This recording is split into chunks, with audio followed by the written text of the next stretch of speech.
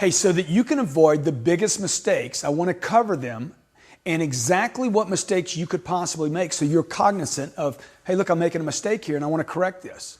So I'm going to go over some of those. Number one, you go at a customer with a random approach. Look, the reality is you're going to be lost the entire time wondering what to do next, how to connect with your customer. What do I say next? Don't do this to yourself. Know exactly what step you're on at all times and where you're going next. Second biggest mistake, you skip steps because you think, oh, I don't need to do this. It doesn't apply to this customer. Big mistake. Each step applies to every customer. Third, you skip in order to speed things up. Look, the reality is this has hurt you every time you've done it. All you're going to do is make your sale longer, not shorter. The fourth mistake, you miss any part of any recipe and you'll either have to make it again or no one's going to eat the meal. See, this is what's happening to you in selling. You're missing steps. Shortcuts regarding this road to the sale will typically cost you not just time, but money. Do not skip steps. The fifth biggest mistake, talked out of steps. You've been convinced by a customer they don't need it. I don't need the demonstration, Grant. I know the product. We buy this product every year. I know it. Do not let people convince you out of this step. Who's selling? They selling you or you selling them? Because who's ever selling controls the process. Look, let's say you skip the demonstration and the customer convinces you they don't need to do it or they don't want to do it or they don't have the time.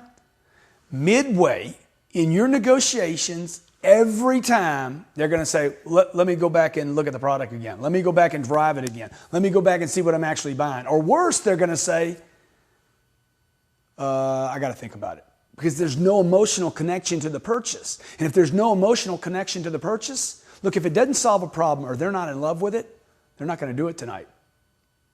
Okay, sixth mistake. You don't get answers to questions asked. This is a massive problem across the population of salespeople. Make it a rule that when you ask a question, you always, always, always get an answer. Because if you can't get people to answer your questions, you can't close them. So if I ask somebody their name and they don't answer me, I'm going to say, sir, your name, please. And he says, he doesn't answer. I'm like, forgive me, sir, your first name? If I can't control the asking of questions and the receiving of an answer, I'm in trouble.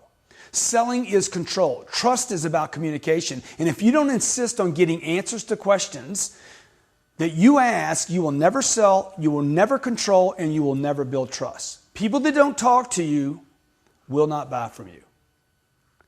Number 7, you avoid asking questions.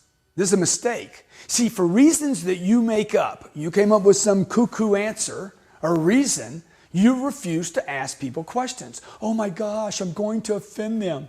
Oh, I'm going to ask them what their budget is. That's none of my business. Or I'm going to ask them, what brought them in today? Or why today? Why did you decide to come in on a Thursday? It's too personal. You're making up stuff. Look, get over it. If you're going to blow the deal, if you're going to blow the opportunity, blow it because you knew what you were doing, because you did ask, not because you didn't. The best way to take interest in another human being is not to talk to them. It's not to tell them something. It's to ask a question. The 8th mistake, you get to price before determining whether the product even satisfies the buyer's wants and needs. Look, this is only done because you don't fully understand the benefits of each of the steps to control the process. Number 9, you're unable to handle tough customers. Look, you need to recondition your thinking about tough customers. I love tough customers. I would rather a tough customer than an easy one any day. Let me tell you why. Tough customers are better. You know why they're better? Because the competition can't handle them and they can always buy. You know that hard charging, in a hurry, appears to know what they want? Look, they resist control, but when you polish up your game, okay, when you polish up your game and you know how to handle that buyer, they always get approved, they always can buy, they can change their own schedule, and they never check with anybody else because they are hard charging. And your competition has no clue how to handle them. This is who you want to prepare for. Okay, the 10th mistake, you're too mechanical. You're not fluid. You know what I mean? When you're learning something new, you're not fluid, it's new, it's awkward. You're surfing, you're on a skateboard or whatever. You're learning how to dance, you're not fluid. Look, that's about training. See, when you start using words like, well, sir, we have to do this first. We cannot go to this step until we do this step first. See, you're not fluid, you're mechanical. Or you say something like, look, I can't give you this until we do this, this, this, and this. You're mechanical. You need to get fluid. You need to get very, very fluid. And the only way to get fluid is through repetition, training, education, and practice. You want to be smooth, not mechanical. Look, you want to learn each of these mistakes by heart. You know why? Because you want that red flag, that yellow flag, that caution light. I'm making a mistake right now. Mistakes mean what? No sale. You want to know these mistakes by heart so that you don't make them.